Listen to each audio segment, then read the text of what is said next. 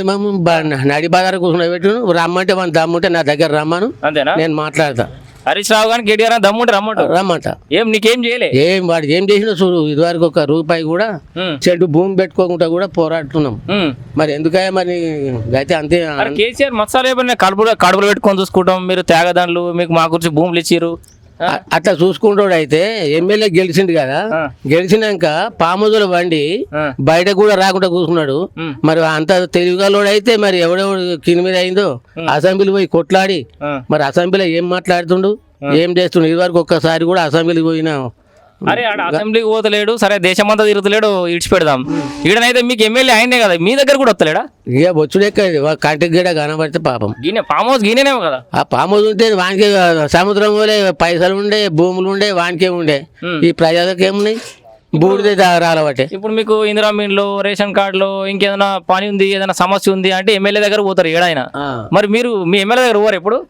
Form హౌస్లోకి పోదామన్నా వాడు దగ్గరికి రాని, ఆడ గేట్ కార్డు ఉండి వాళ్ళందరూ ఏ పాపా అని ఎల్లగొట్టే సమయం వచ్చింది. అంతేనా?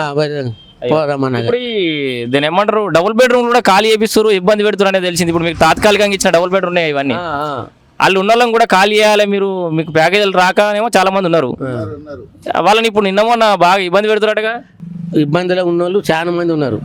ఇబ్బంది లేని వాళ్ళు ఎంతో మంది కార్లు, గతి లేని వాళ్ళు రావాలన్నా ఒక్కొక్కడు 2-3 కోట్ల ఆస్తి ఉన్న వాళ్ళు కూడా వచ్చి ఈ కౌన్సిలర్ పట్టుకొని అలా చూస్తారు, లంచాలు ఇచ్చుకుంటా గజవేలకి వచ్చేటోళ్ళు. ఇక్కడ ముంపు గ్రామాల్లో కడుపు చేత పట్టుకుని వచ్చిన వాళ్ళ పరిస్థితి ఏమో ఆగమున్నది. ఇప్పుడు ఒక్కొక్కరికి కోట్ల రూపాయల ఆస్తులు ఉన్నాయి కానీ కౌన్సిలర్కు 150 పైసలు ఇచ్చుకుంటా మునుపు పాత కౌన్సిలర్. నేనేమంటున్నా, అందరం కొట్లాడాం తెలంగాణ గురించి. ఆడ పాపం ఖమ్మంలో ఉన్న వాళ్ళు కూడా కొట్లాడారు. మరి వాళ్ళు భూములు కోల్పోతారు, వాళ్ళ కేటీఆర్ మస్తుగా ముచ్చట్లు చెప్తుండు. మరి కేటీఆర్ చెప్పే ముచ్చట్లు ఆ ఖమ్మం వల్ల నమ్మమంటావా వద్దు అంటావా? అట్లా వాళ్ళు నమ్మితే బూడిద రాలినట్టే. ఈ ఎల్మల నమ్మితే మొత్తం బూడిద రాలుతుంది వాళ్ళకు కూడా. అంతేనా?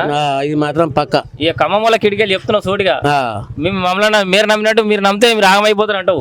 మంచిగా ఏం లేకుండా అరే బ్రహ్మాండంగా ఇల్లు కట్టిస్తా అంటుండే వాడు మత్తుగా అంటాడు. ఇప్పుడు వాడు గెలిచేదాకా మత్తుగా అంటాడు.